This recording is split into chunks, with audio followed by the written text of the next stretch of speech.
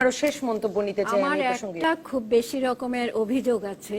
এই যে উপর মহলের যে কমিটিগুলো করা হয়, অনেকগুলো কমিটি হয়েছে, তারা কি করে? আমার কথা হলো, যখন বইগুলো হয় অ্যাটলিস্ট তারা তো এটা দেখবে, একবার কেউ না কেউ দেখবে, দায়িত্ব নেবে, কিন্তু তাদেরকে আমি সেই দায়িত্ব নিতে দেখি না। এবং আজকে আমি অন্তত এটা বলবো যে ইসলাম ও নৈতিক শিক্ষা নামটা আমাদের সময়ে আমাদের দাবি ছিল, আমরা যারা কুদরতে খুদা কমিশন রিপোর্ট অনুযায়ী কিন্তু আমরা বই তৈরি করেছিলাম, সেই বইগুলো আমার মনে হয় আমার কাছে যে অতুলনীয়, কিন্তু সেগুলো তো পরে অনেক চেঞ্জ হয়েছে।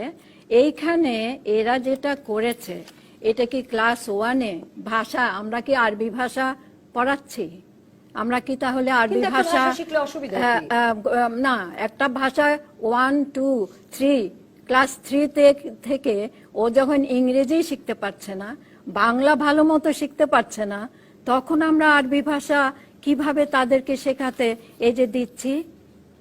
এটা তৃতীয় শ্রেণীর বই আমি নিয়ে আসছি, এটা ভাষা শিক্ষার বই নয়, এটা হচ্ছে ধর্মশিক্ষা, বাংলায় সবকিছু বাংলায় হবে এবং নীতি কথাগুলো হবে, কোরআন হাদিসের মূল নীতি কথাগুলো এখানে থাকার কথা।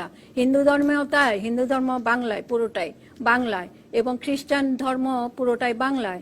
খ্রিস্টান ধর্মের আমি একসময় কোঅর্ডিনেটর ছিলাম, সুতরাং আমি এগুলো খুব ভালো করে জানি। এবং আমি দেখেছি যখনই ইসলাম ধর্মের মৌলানারা আসেন, মৌলানারা কিন্তু তাদের একমাত্র লক্ষ্য থাকে যেন আরবি ভাষাটা যে কোনো ভাবে বাচ্চাদেরকে শেখাতে হবে, নামাজ শেখাতে হবে। আপনি এখানে দেখেন কিভাবে নামাজ পড়তে হয়, কিভাবে কুলি করতে হয়, অজু করতে হয়, সেগুলো ছবি দিয়ে দিয়েছে, ছবি একদম একে একে ছবি দিয়েছে। মানে এটা তো একটা অবাক কাণ্ড, কারণ এরা শিশু, এরা তো প্রথম ভালো মানুষের ভ্যালুস গুলো শিখবে। আমার কথা হলো যে ওনারা যারা হাইয়ার লেভেলের কমিটিতে থেকেছেন, তাদের কিন্তু দায়িত্ব আছে, দায়িত্ব এড়িয়ে যেতে তারা পারেন না, এই দায়িত্বগুলো তাদের আছে। কিন্তু শাহরিয়ার কবির, আমার প্রশ্ন হচ্ছে